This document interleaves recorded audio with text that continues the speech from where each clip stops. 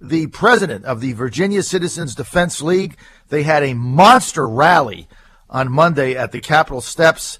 Phillip Van Cleave, he's the president of VCDL, that's the Virginia Citizens Defense League. Hey, Mr. Van Cleave, great to have you with us, man. Yeah, hey, John. And when you were covering Flint, I hope you didn't, as part of that coverage, go out and actually try the water. No, it's a good question because normally we try to go out and get off our tail and figure out what's going on, but good thing I didn't do that, right? Yeah, or had some shipped to you or something just to taste it and see if it really was bad. Absolutely. It's really egregious what went down. And Philip, it gets back to what we've been talking about with VCDL. It gets back to the government getting involved in your life and running things and telling you what to do, and then they lie to you, and it's all for money and political gain. Now, you guys had a monster rally on the Capitol steps on Monday, Martin Luther King Day. I was shocked the number of people you had out.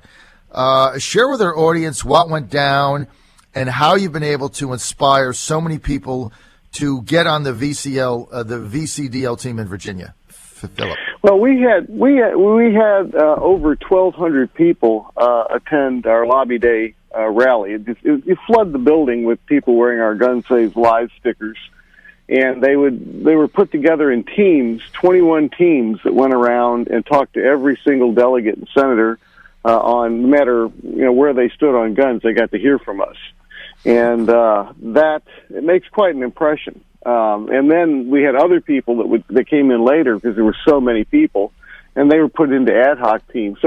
And they went around. So sometimes these delegates and senators would see 3 or 4, 10 or 12 men and women teams. And so we did that, and at 11 a.m. we broke and went down to the Bell Tower area, which is on the same Capitol grounds, and had a huge rally where we had a whole slew of speakers talking, including one young black mother who did the right thing. She had what she thought was a Pennsylvania permit. She went into New Jersey and was stopped, and she dutifully, to show that she was a good person and do the right thing, she told the police officer she had a permit and a gun and where it was, and he arrested her. And they went after her big time for a felony, and they let a football player off with a slap on the wrist who had actually beat up his wife. She didn't have any evil intent, and he was busy beating somebody up, and that was okay. So she got off the hook, right? But she was one of our keynote speakers because she shows what happens when states don't honor each other's permits. I was there for that, and I thought that was very compelling. So as you look at the General Assembly right now, you look at what Attorney General Herring did. We just had Jill Vogel on, Republican senator from Winchester. She has an important piece of legislation going through the Senate right now, which is trying to basically get rid of the Herring order, but I'm not sure if that is. I'm not sure if the General Assembly can override what Mark Herring did. I know you guys have got legal experts in there. What do you think? I think we stand a pretty good chance.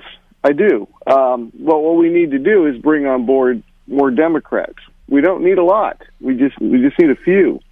And so I am highly encouraging anybody that's on the gun rights side of things. If you've got a Democrat senator, contact him or her. Contact them. You might be surprised. And the difference is, John, so many people are all saying, along with what I've seen, that they've never seen anything like this backlash. This is totally different than anything we've seen in a very long time. The closest I can tell you was back some years ago when the Roanoke Times electronically put up a list of all the concealed handgun permit holders in the state of Virginia. That generated another massive, powerful backlash, and that sucker was down in no time. Roanoke Times was running for cover from the backlash towards them. This is like that, but even worse. So this is different. This is very different. Do not give up on your Democrat senator. Contact them. Tell them they need to fix this. That the Attorney General has done way more harm than he ever would have done good. Right, and there's a couple of, I want to point 3 Democrat state senators that normally are on our side in the gun arguments. Normally, those 3 would be State Senator from Fairfax, Chap Peterson, state senator from the Eastern Shore, District 6, Linwood Lewis, and then state senator from the South Side area. I forget what the district is, 21, I believe, and that is Senator John Edwards. Those are three that normally go with us on the majority of gun legislation. Phillip Van Cleave, can you think of anybody else off the top of your head? Well, there are, for example, Senator Deeds. By the way, Edwards is out in the Roanoke area. Deeds is out in sort of the Charlottesville area. Right. And then there are some other senators that, vote with us occasionally.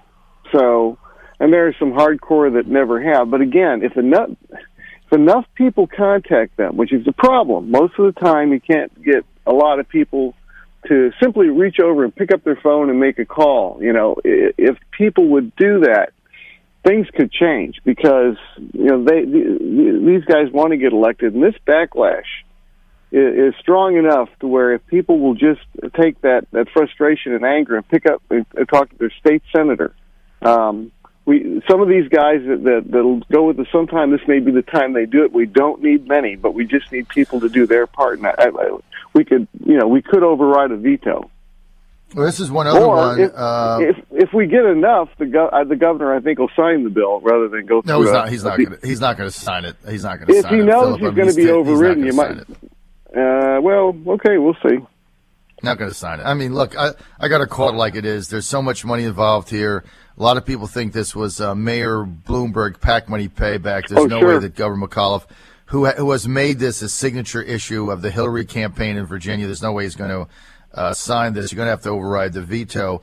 One other senator you might contact who is running for mayor in Norfolk, now senator in Norfolk, Kenny Alexander. He might be one.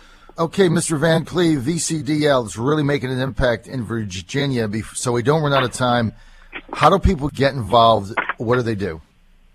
Well, you can go to our website, vcdl.org, as in Virginia Citizens Defense League.org, and you can get information there. You can join us. You can donate. Also, you can subscribe for our VA Alert. That's a free email system that we've got that sends out email dealing only with guns. And right now, it's really important to do that because we're firing off stuff about bills that are actually in action, what you can do to contact your senator and delegate almost automatically. We make that really simple to do. So all that's very active now. People love this list. There's like 27,000 people up there. So that's called VA Alert. VA Alert. Okay, you want to sign up for that. So you go to vcdl.org, right? vcdl.org? Yes, correct. Yes. Okay. Tell our audience about one of your other top priorities in the 2016 General Assembly beyond the getting rid of the Mark Herring reciprocity edict. Okay, yes. Well, one of the other things we want to do is we're trying to get the state to be a constitutional carry state. We are partly that now. Constitutional carry means you don't need to ask the government for permission to carry a gun. Right now, that's true for open carry. You can just buy a gun. If you can legally own it, you can put it on your hip, carry it out in the open. You don't need any permission, nothing. And we want to make that same option available to carry concealed. If you think of it, it's almost like a concealed carry permit is just a permission to put on a coat. So, I mean, why can't you do that? And there are a lot of states, 7 right now, that are doing this. It works perfectly. So that's one. I mean, there's just such a host of items that we're looking at, but we are concentrating on another bill as well that would override what the governor has done with state agencies, where he's banned permit holders, which are the most law-abiding of the law-abiding, from carrying in a state agency where there's never been a shooting. Suddenly he decides it's an emergency and he's got to ban that. So there's some bills that will overturn that. Also, we're getting rid of the second ID when buying a gun. That's an old layover from years ago when we didn't really properly vet that somebody was a Virginia resident before giving them a Virginia driver's license. That's been fixed forever. And we need to get rid of this old relic where you have to give a second ID to buy a gun. None of the other states are doing that, so we need to get rid of it. So that's on our list. Okay, Phillip Van Cleave, President, VCDL, Virginia Citizens Defense League, all over it. Here's what you need to do. Go to VCDL.org, sign up at least for their newsletter, their VA alert, VCDL.org. Phillip Van Cleave, we're out of time.